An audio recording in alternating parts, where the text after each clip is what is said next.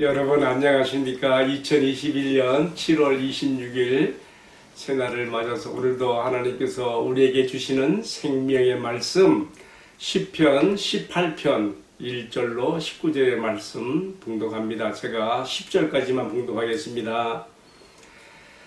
나의 힘이신 여호와여, 내가 주를 사랑하나이다. 여호와는 나의 반석이시요 나의 요새시요 나를 건지신 이시요 나의 하나님이시요 내가 그 안에 피할 나의 바위시요 나의 방패시요 나의 구원의 뿌리시요 나의 산성이시로다. 내가 찬송받으실 여호와께 아뢰리니 내 원수들에게서 구원을 얻으리로다.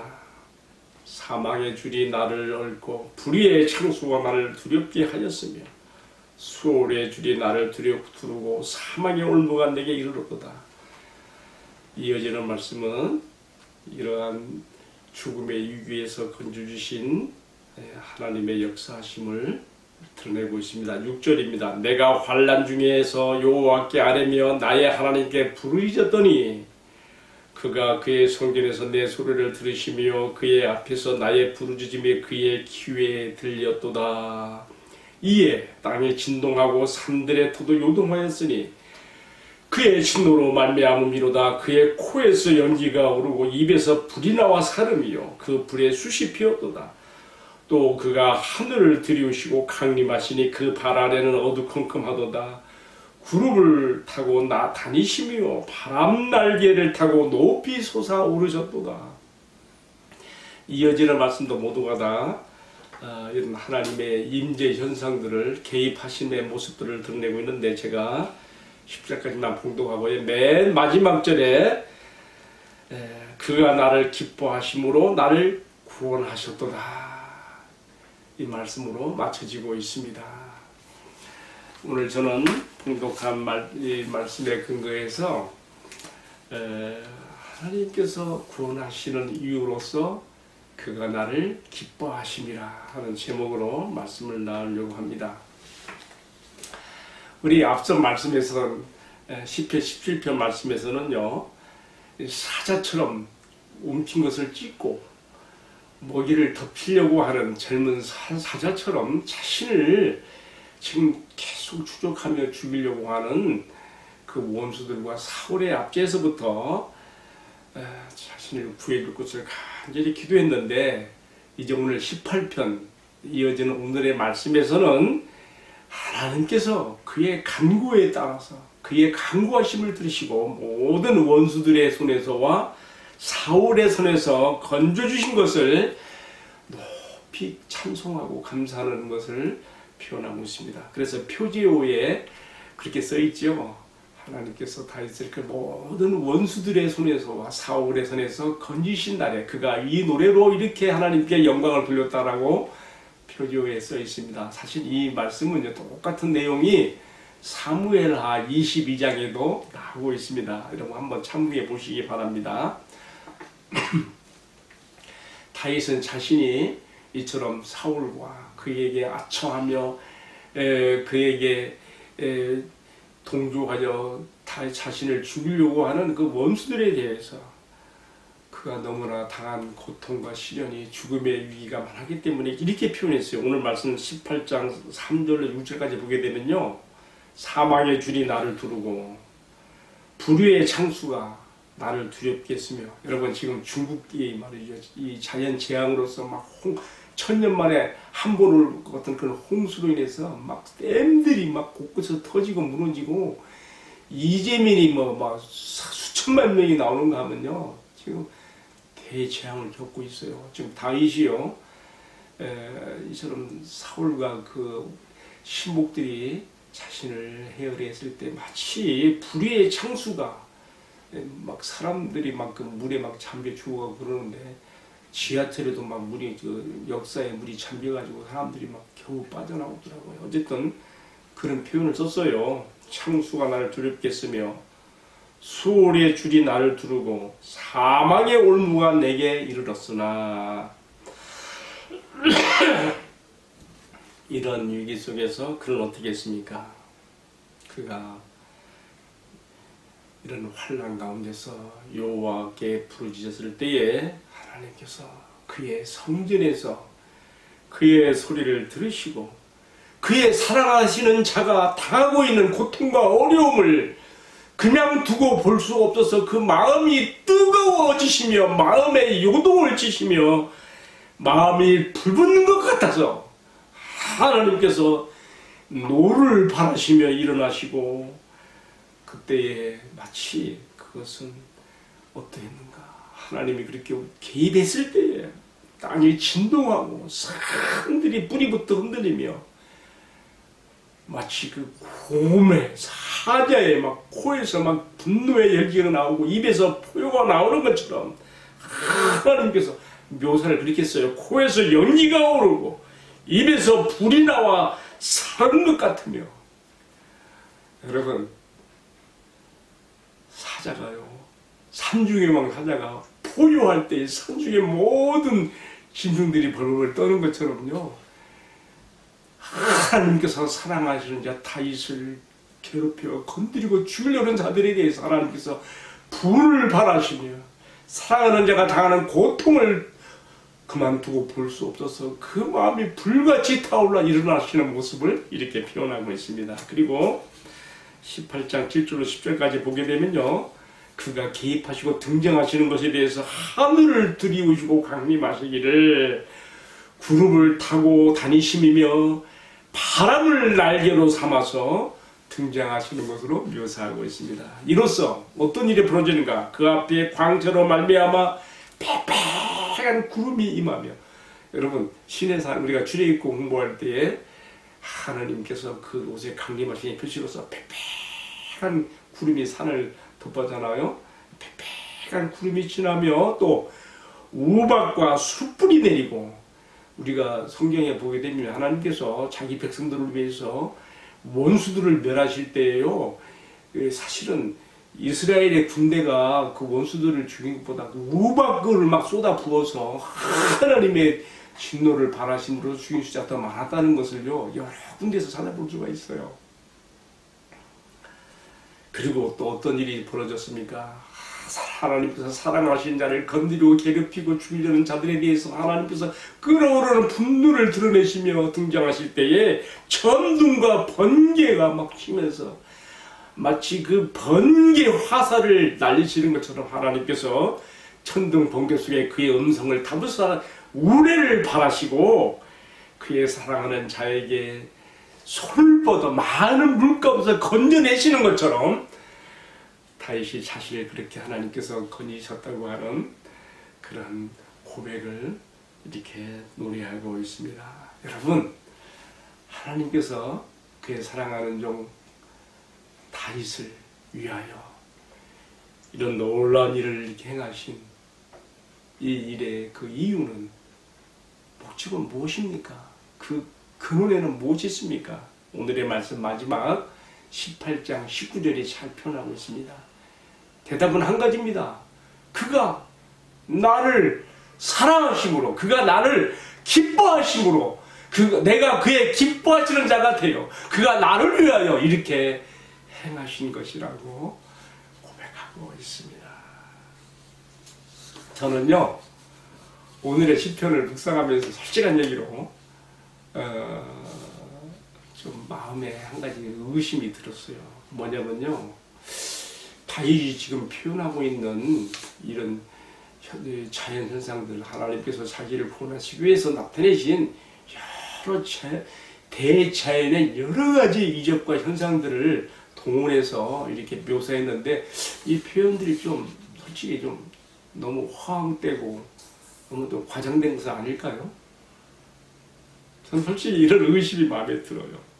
또 한 가지, 과연 하나님께서 한 개인을 위해서 이렇게 천지를 진동시키시며 대자연의 현상들을 발동시켜서 천둥과 내성 번개까지 바라시며 이렇게 하실 수가 있는 것일까요? 한 개인을 위해서요.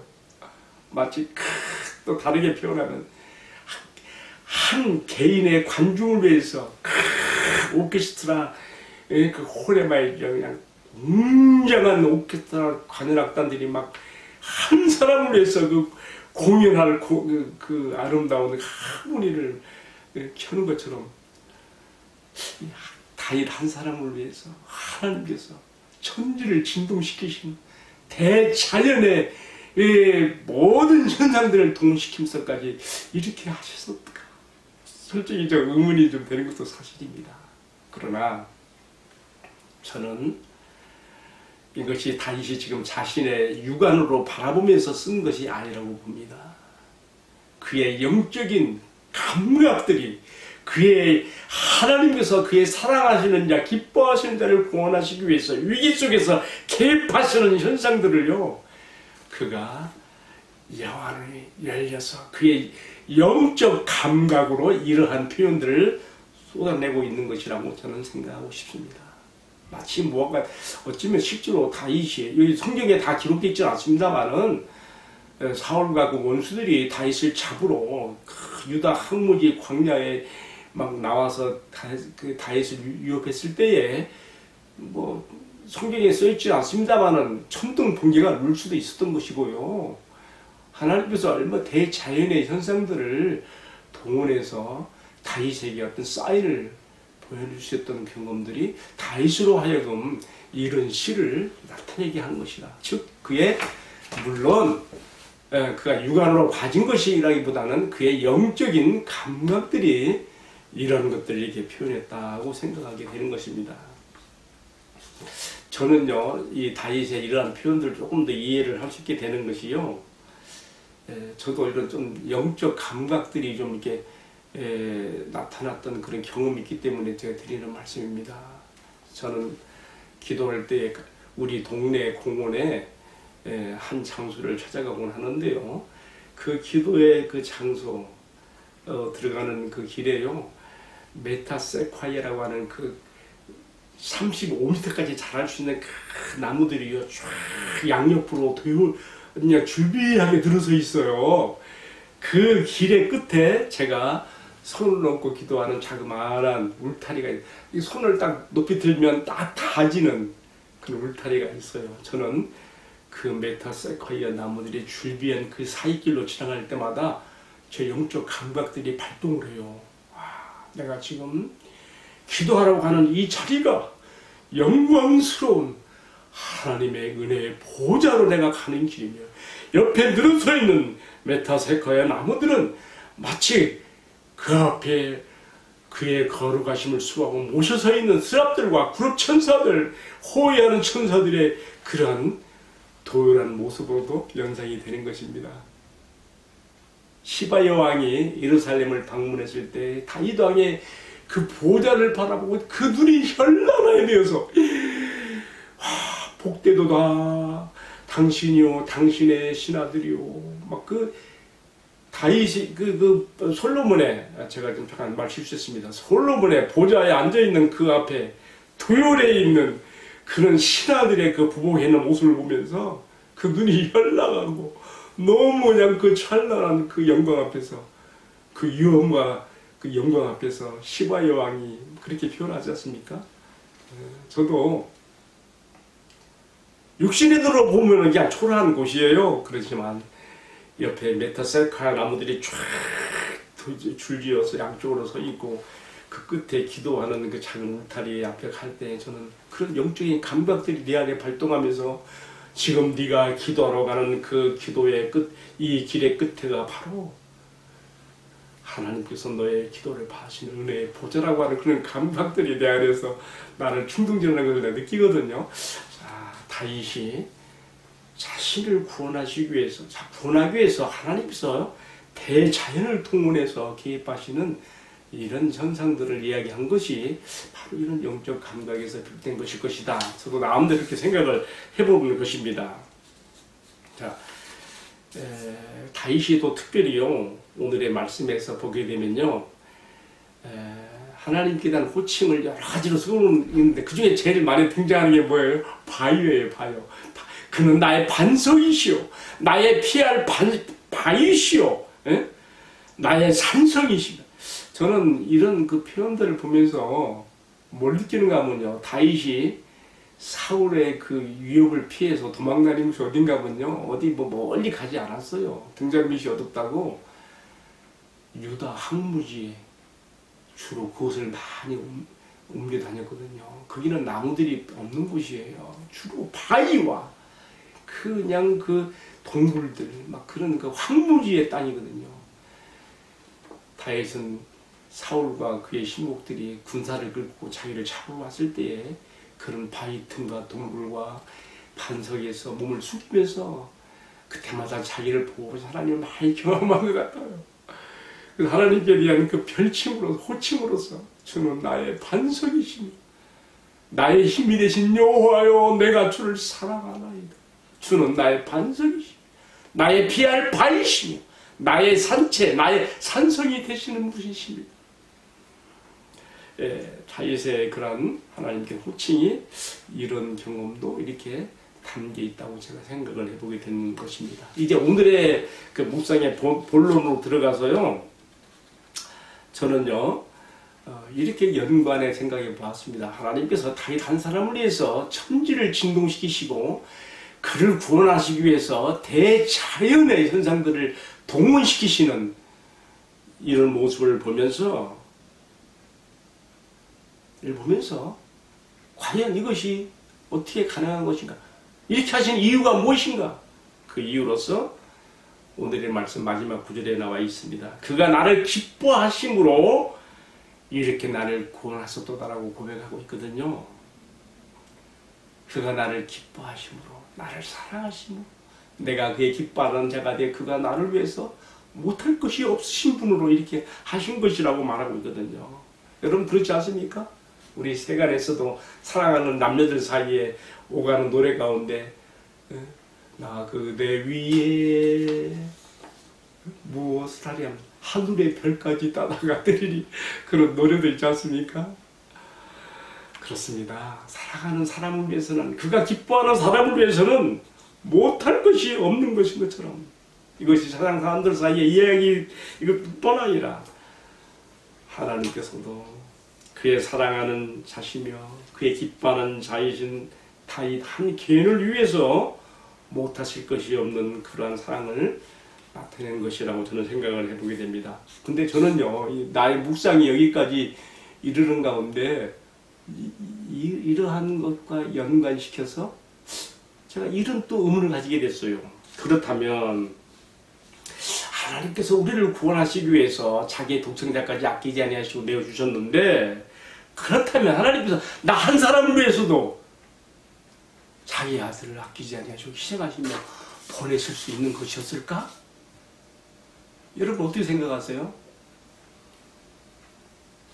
여러분, 제가 생각할 때에 하나님께서요, 지금 다윗의 원수들로 인해서 위기에 처한 다윗을 구원하시기 위해서 천지를 진동시키시며 대자연의 현상들을 발동해서까지 이렇게 하시는 것은요, 오히려 그가 나를 죄에서 구원하시고 나를 건지시기 위해서 행하신 것에 비교하면 아무것도 아니라고 생각합니다. 하나님께서요, 이 우주 만물을, 천지를 창조하실 때에는요, 아무런 노력도 고민도 필요하지 않았습니다. 그의 권능의 말씀 한마디로 모든 것이 다 보시기에 좋은 대로 이루어졌습니다. 그러나 나 같은 죄인을 구속하시고 건지시기 위해서는 자기 아들의 목숨을 희생하셔야 했습니다. 이것은 천지창조보다 더 크고 놀라운 하나님의 구속의 사유인 것입니다. 과연 하나님께서 다윗 한 사람을 위해서 대자연을 동원해서까지 그를 건지신 것처럼, 과연 나 같은 한 죄인을 구속하시기 위해서 자기 아들을 희생하시기까지 그렇게 하실 수 있었겠는가? 저는 그렇게 연관해서 한번 의문을 가져보았습니다. 이러한 의문에 대해서 주님께서 내 마음에 깨우쳐 주시기를 이렇게 말씀하십니다. 사랑은 복수가 아니라 단수로 하는 것이다 하시며, 그가 사랑하시고 기뻐하는 너 한 사람을 위해서라도 능히 그렇게 하실 수 있다라고 내 마음에 내 양심을 진동하여 이렇게 말하게 하십니다. 하나님께서 사랑하셔서 그 아들의 희생을 통하여 구원하신 이 땅 위의 교회들과 또 그에 속한 그의 백성들, 성도들의 구원을 생각할 때에 이것은 개인으로 상대하시면서 전체가 되는 것이고요. 또한 하나님의 백성, 하나님의 자녀들 전체를 상대하시는 것이면서 또한 한 개개인을 상대하여 그렇게 하시는 사랑이요 구원의 은총인 것입니다. 여러분, 사랑은 단수로 하는 것이라고 하는 이 깊은 의미 속에 그가 나 같은 죄인을 위하여 다윗에게 행했던 그 놀라운 일들 그 이상으로 은혜를 베푸신 것을 이 아침 마음 깊이 받아들입니다. 이것이 내가 받은 은혜이고 오늘 이 말씀 시청하는 성도 여러분 한 분 한 분을 주님께서 사랑하시고 기뻐하시고 불쌍히 여기시고 마귀에게 얽매여서 노예로 고통받는 그런 것을 참아볼 수 없어서 그의 마음이 뜨거우시고 그의 연민이 북받쳐 올라서 우리를 위하여 행하신 놀라운 구원의 역사가 아들의 희생을 통해 나타난 것을 이 아침 조금도 의심 없이 마음 깊이 받아듭니다. 이 아침 오늘의 묵상을 마치면서 마음 깊이 새기는 한 가지는 그가 나를 기뻐하심으로 나를 구원하셨다 하는 다윗의 고백인데 내가 그의 택하심을 받고 그의 기뻐하심 입은 자가 되고 그의 사랑하는 자가 되어서 그의 사랑하는 자를 위해서는 못할 것이 없는 그 깊은 하나님의 사랑으로 인하여 내가 이렇게 구원받았으니 나도 다윗처럼 하나님의 그 은혜와 사랑을 높이 찬송하고 감사하며 더욱 그를 기쁘게 섬기리라고 하는 마음의 다짐을 이 아침 드리게 되는 것입니다. 이것이 또한 여러분의 고백과 기도가 되기를 기원합니다. 기도하겠습니다. 사랑하시는 주님, 나 같은 죄인을 선택하시어 구원하시고 주의 자녀 삼으셨으며 나의 모든 즐거움이 너에게 있다고 하시며 나의 구원을 위해서 못하실 것이 없었던 그 은혜와 사랑을 다윗을 구원하는 이런 놀라운 일들을 통해서 오늘 가르쳐 주셨습니다. 하늘을 두루마리로 삼고 바다를 문물 삼아서 이 크고 놀라운 사랑을 기록한다 하여도 다 기록할 수 없는 말로 다 할 수 없는 주님의 은혜와 사랑 그리고 주님께서 행하신 놀라운 일들을 날마다 감사하며 찬양하며 더 기쁘게 주님을 섬기는 나의 신앙과 삶이 되게 하옵소서. 또 이 말씀을 시청하는 우리 모든 성도들의 은혜와 축복이 되게 하옵소서. 이 모든 말씀 우리 예수님 이름 받들어 간절히 기도 올리옵나이다. 아멘. 마쳤습니다. 감사합니다.